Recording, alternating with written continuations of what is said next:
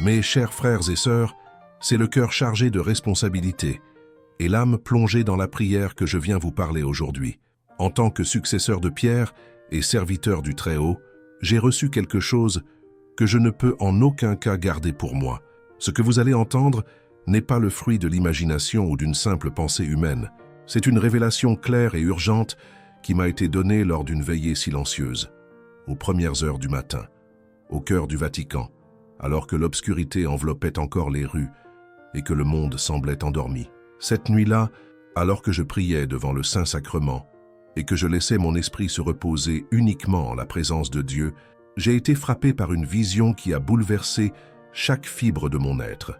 J'ai vu devant moi comme si mes yeux étaient transportés dans des milliers de foyers en Amérique latine et même à l'étranger, des familles qui, avec une dévotion sincère, avaient accroché la croix du Christ chez elles. J'ai vu d'humbles demeures dans des villages reculés. J'ai vu des appartements dans de grandes villes. J'ai vu des maisons accueillantes et des demeures imposantes. Tous, sans exception, portaient sur leurs murs le signe sacré de notre rédemption. Cependant, parallèlement à cette dévotion, j'ai remarqué quelque chose qui m'a rempli d'un profond respect. À côté de ces croix, dans de nombreux foyers, se trouvaient des objets qui, bien qu'apparemment inoffensifs, voire spirituels, bloquaient complètement la bénédiction et la protection que représente le symbole de la croix. Et pas seulement bloquants, ces éléments invitaient ouvertement les forces spirituelles contraires à la lumière divine à pénétrer silencieusement dans les foyers, affectant les relations, la santé, la paix et la prospérité. Dans la vision, j'ai pu constater que, dans certains de ces foyers, les attaques avaient déjà commencé subtilement. Il y avait des disputes constantes pour des choses insignifiantes, des maladies surgissant sans explication, des difficultés financières qui s'éternisaient malgré tous les efforts, et même un sentiment persistant de lourdeur et d'oppression qui pesait sur le foyer. Tout cela se produisait sans que les familles en comprennent la véritable cause.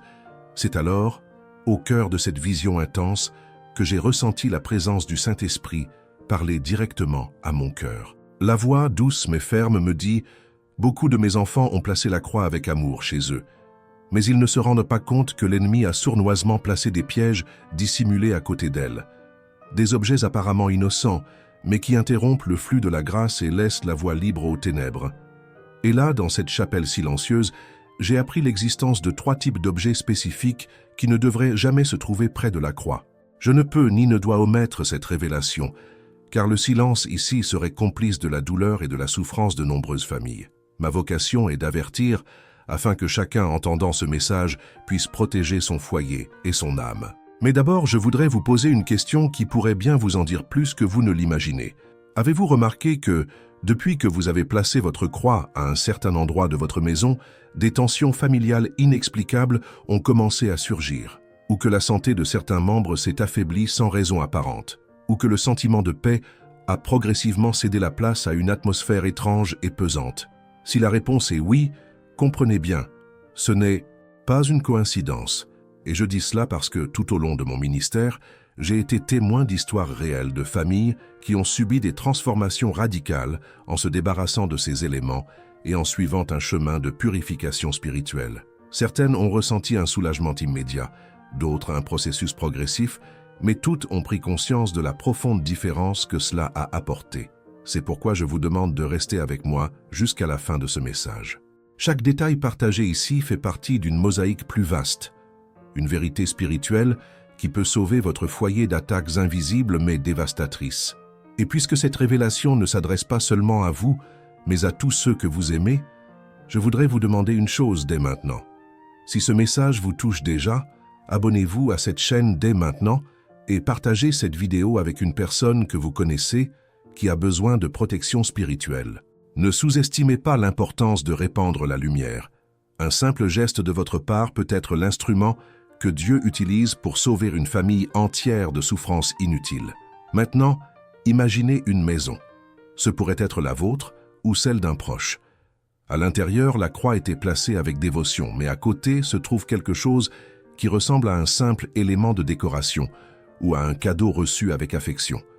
Aux yeux humains, rien de mal. Mais dans le monde spirituel, cet objet agit comme un transmetteur, affaiblissant la présence protectrice qui devrait émaner librement de la croix. Je me souviens d'une femme pieuse que j'ai rencontrée il y a des années.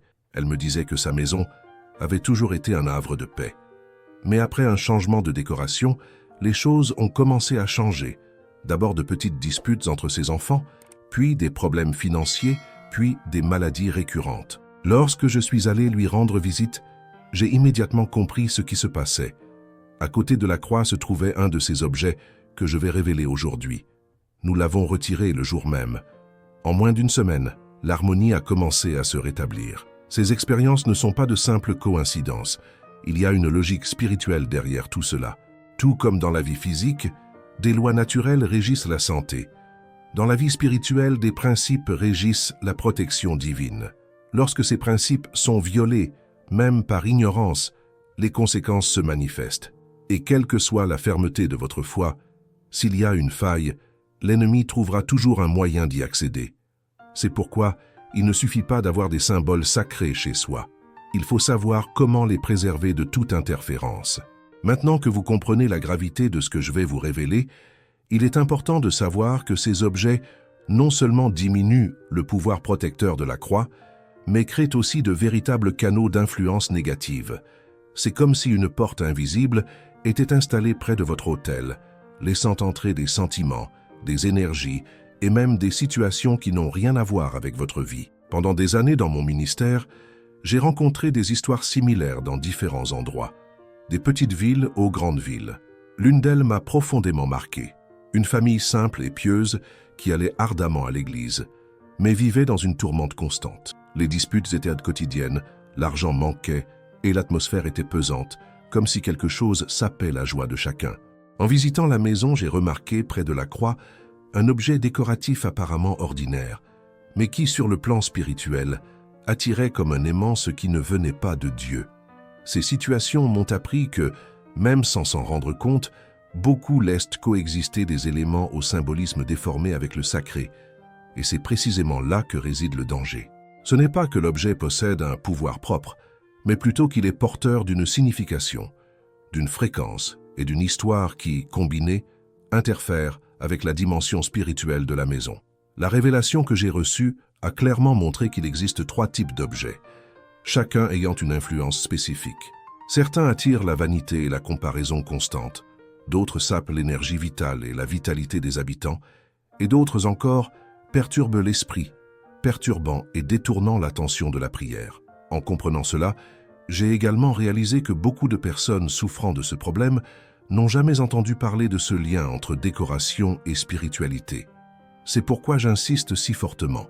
Ce message doit atteindre le plus grand nombre. Certains foyers s'effondrent spirituellement simplement parce qu'ils ne réalisent pas qu'un si petit détail peut avoir un impact si profond.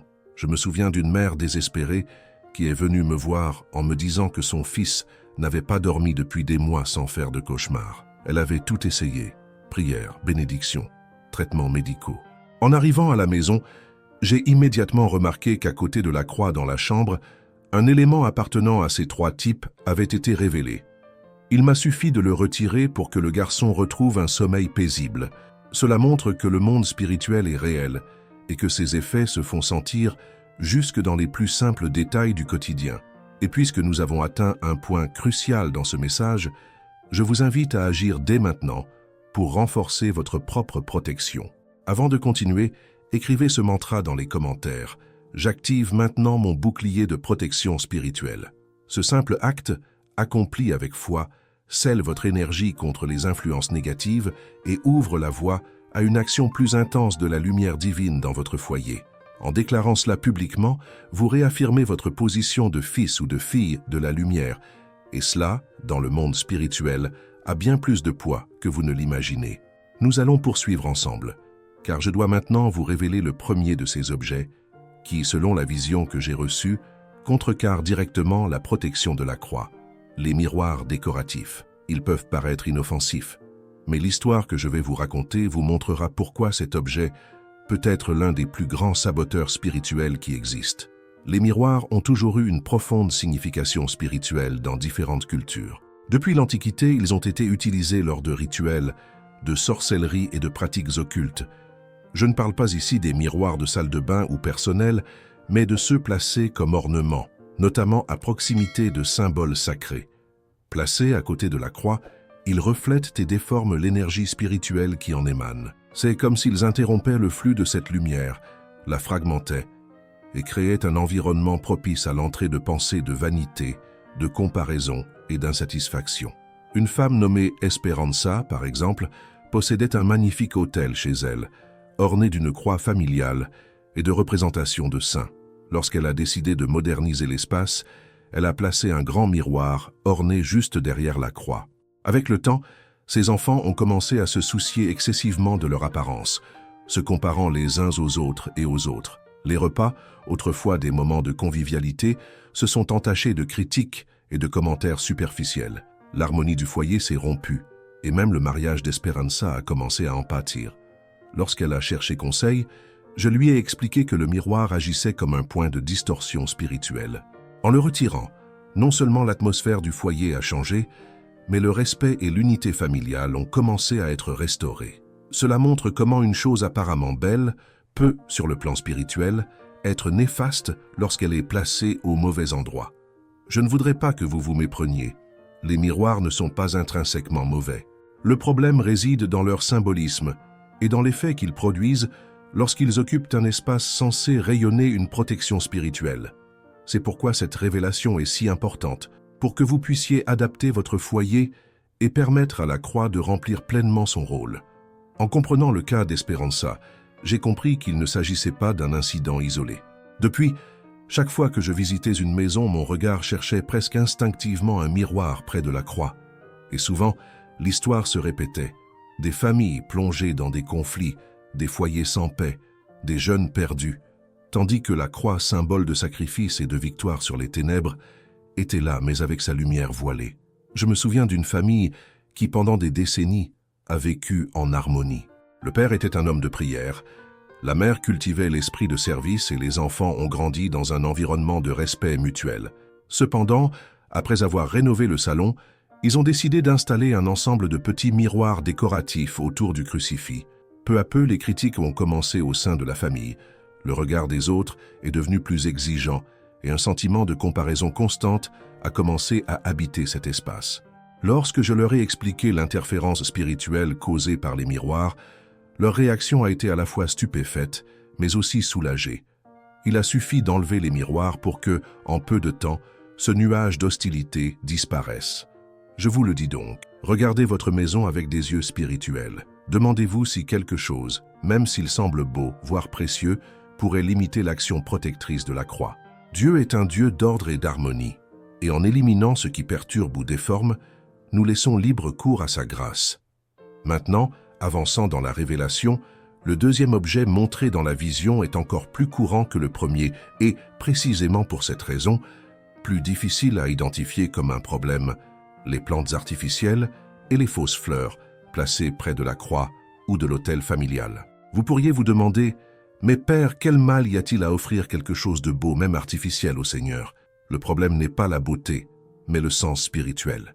Les fleurs vivantes représentent la vie, la croissance et le renouveau.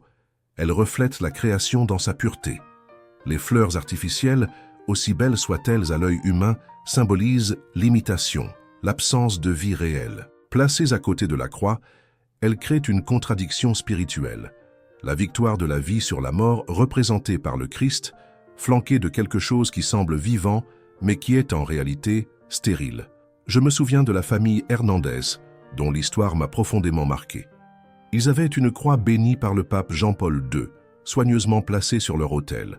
Autour d'elle, d'impeccables compositions de fleurs artificielles. Au fil du temps, chacun a commencé à faire face à une fatigue constante, à des maladies fréquentes et à un climat général de découragement. Les vraies plantes qu'ils avaient à la maison sont mortes sans explication, malgré les meilleurs soins. Lorsque je leur ai expliqué l'impact spirituel de ces fausses fleurs, ils ont décidé de les remplacer par des plantes vivantes. Le résultat a été immédiat. La vitalité est revenue, la joie est revenue, et même le jardin a repris vie. Cela se produit car la présence d'éléments artificiels à proximité du sacré peut créer une atmosphère stagnante, où l'énergie spirituelle ne se renouvelle pas. Dans le monde physique, nous savons qu'une plante vivante purifie l'air. Dans le monde spirituel, cela contribue également à purifier l'environnement. Par conséquent, si vous ne pouvez pas conserver de fleurs fraîches ou de plantes vivantes, mieux vaut laisser l'espace vide que de le remplir avec quelque chose qui nie symboliquement la vie. En ce moment, je veux vous demander quelque chose qui va au-delà de l'écoute. Laissez ce message se multiplier. Si ce que vous apprenez ici résonne dans votre vie et votre foyer, abonnez-vous à cette chaîne dès maintenant et partagez cette vidéo avec quelqu'un qui subit peut-être les mêmes attaques invisibles. Certaines familles n'ont besoin que de cette clé pour transformer complètement l'atmosphère de leur foyer. En ce qui concerne la famille Hernandez, j'ai été particulièrement touché par la transformation de leur vie spirituelle après le déménagement. Auparavant, le chapelet était prié avec effort, presque comme un fardeau. Plus tard, il est redevenu un moment de communion et de joie. Cela m'a fait réfléchir à la façon dont certains détails, apparemment insignifiants, peuvent modifier notre disposition à chercher Dieu. Et je vous invite à participer spirituellement à ce moment. Avant de continuer, écrivez le mantra dans les commentaires. Là où la lumière réside, aucune ombre ne subsiste. Ce faisant, vous déclarerez au monde spirituel que votre foyer est un territoire de lumière et que toute ombre qui tente de s'y installer sera dissipée par la présence de Dieu. Ce faisant, nous renforçons non seulement notre propre foyer, mais créons également un courant de foi qui se propage parmi tous ceux qui interagissent avec ce message. Poursuivons maintenant, car il reste le troisième objet révélé, peut-être le plus subtil de tous. Le troisième objet qui m'a été révélé dans cette vision est peut-être le plus insidieux, précisément parce qu'il est généralement associé à des moments de prière et de tranquillité, des bougies parfumées du commerce et des diffuseurs d'huiles essentielles synthétiques placés près de la croix ou sur l'autel familial. À première vue, il semble être un complément parfait pour créer un environnement de paix, mais la révélation que j'ai reçue a montré que, spirituellement, l'effet peut être inverse. Depuis les temps bibliques, l'Église utilise de l'encens pur, des huiles naturelles et des bougies de cire d'abeille consacrées pour élever la prière et purifier l'environnement. Ces éléments, une fois préparés et bénis, possèdent une vibration spirituelle qui harmonise et élève. Cependant, les bougies et essences synthétiques du commerce sont produites avec des composés chimiques qui, en plus de ne pas avoir cette consécration, peuvent altérer artificiellement l'état de conscience, rendant l'esprit vulnérable aux influences spirituelles néfastes. Je me souviens d'une femme nommée Luz Helena qui entretenait son hôtel avec dévouement depuis plus de 30 ans. Sa petite fille, voulant lui offrir un cadeau, lui acheta un ensemble de bougies parfumées et un diffuseur électrique aux fragrances telles que paix céleste et protection angélique. Ravie, elle commença à les utiliser quotidiennement pendant la prière. Au début, elle croyait intensifier son expérience spirituelle. Cependant, en quelques semaines, elle commença à ressentir de l'agitation, des distractions constantes et même des rêves perturbants, où des ombres hantaient constamment sa maison. Lorsque j'ai été appelé à son secours, j'ai immédiatement compris que le problème ne venait pas de sa foi, mais de l'interférence causée par ces éléments artificiels. En les retirant et en les remplaçant par des bougies en cire pure et de l'encens naturel béni, la sérénité est revenue, les visions ont disparu et la prière est redevenue une rencontre profonde avec Dieu. Ces expériences m'ont fait comprendre que, dans la vie spirituelle, il ne suffit pas de choisir ce qui semble agréable ou beau au sens. Le discernement est nécessaire pour comprendre ce qui élève vraiment et ce qui ne crée qu'une illusion de paix.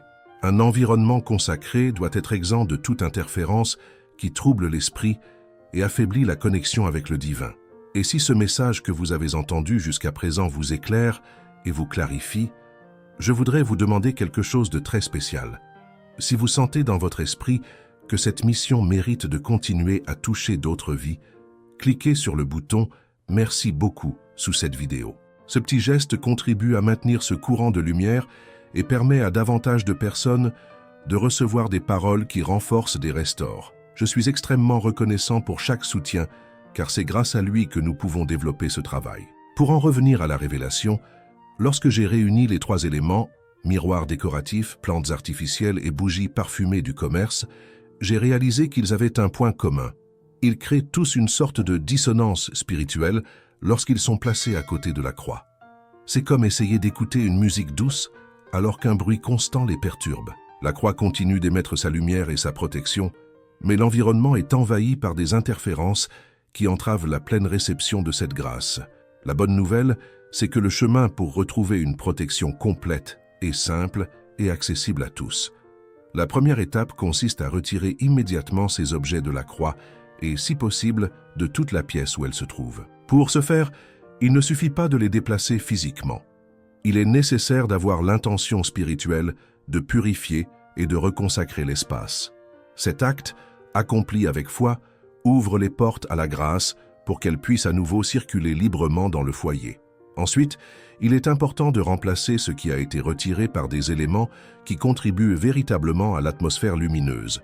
Images sacrées, fleurs fraîches, plantes vivantes et bougies en cire pure. Ces éléments non seulement embellissent, mais renforcent également la présence spirituelle et rendent l'environnement plus réceptif à l'action divine.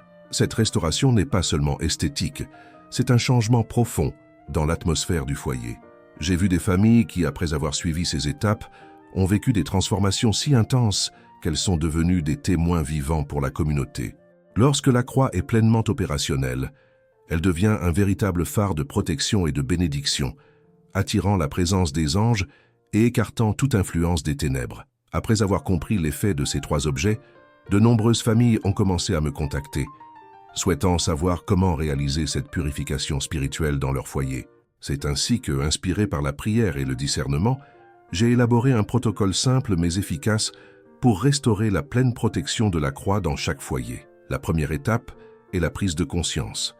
Il est important de reconnaître que, quelle que soit la dévotion, même la foi la plus solide peut être affectée par l'ouverture de brèches spirituelles. Reconnaître cela ne signifie pas admettre la défaite, mais plutôt se préparer à la victoire. Cette victoire commence par le retrait immédiat des objets qui gênent.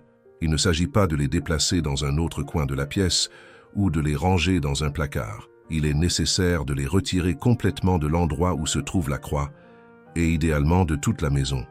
Lorsque ces objets sont retirés, faites-le dans la prière. Ne les jetez pas au hasard. En les retirant, proclamez avec autorité: « Au nom de Jésus-Christ, j'enlève tout obstacle à la lumière de Dieu dans ce foyer. Que la protection de la croix soit restaurée et que rien de négatif n'y ait sa place. » Cette déclaration, combinée à un geste physique, ferme les portes qui étaient auparavant ouvertes. Ensuite, purifiez physiquement l'espace. Si possible, utilisez de l'eau bénite pour asperger l'endroit où se trouve la croix.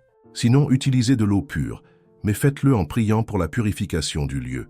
C'est un geste simple qui symbolise le renouveau et la reddition de l'espace à Dieu. Ensuite, reconsacrez la croix.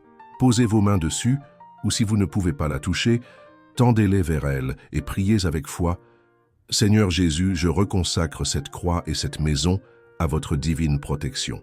Qu'aucune force maléfique ne puisse interférer avec votre amour ici. Scellez cet espace de votre précieux sang et enveloppez-nous de votre lumière. » Cette prière n'est pas un rituel vide de sens.